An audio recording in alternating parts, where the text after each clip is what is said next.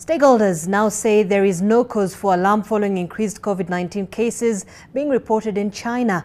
Health experts have attributed this to the increased herd immunity in the country as well as the COVID vaccine uptake. Well, this comes as countries such as the United States have announced that all travelers coming in from China will be required to show a negative COVID-19 certificate upon arrival. Here's NTV's Helen Aura with more.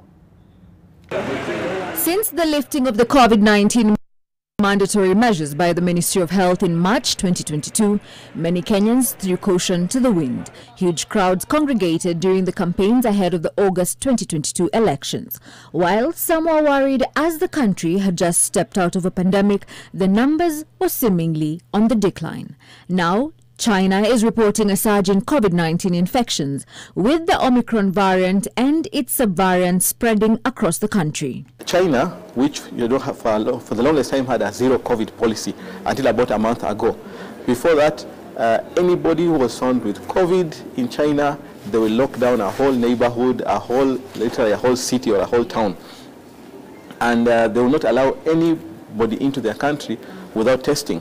And then everybody had to go into quarantine.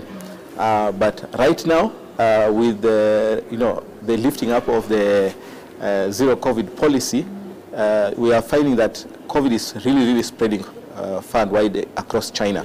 And the reason is because the vaccination rate in China was very low, number one.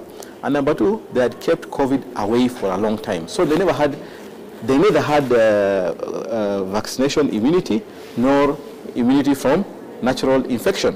On the other hand, the United States announced that it will impose measures on all passengers coming in from China by January 5th, 2023.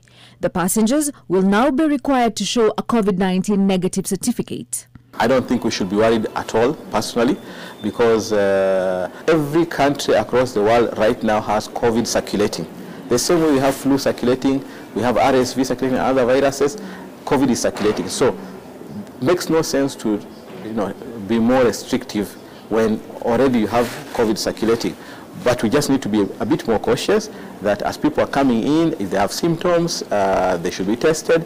If there is a concern, maybe a whole plane load of people are positive, that maybe they should be quarantined or they should go and isolate somewhere. Yeah. But I don't think we really need that kind of response like what we had before. As of December 15th, the Ministry of Health indicated that 23,080,904 doses of various COVID-19 vaccines had been administered.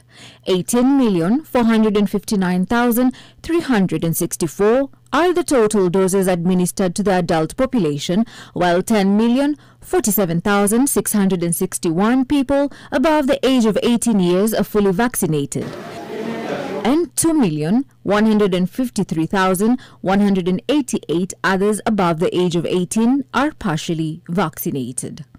Helen Aura, NTV.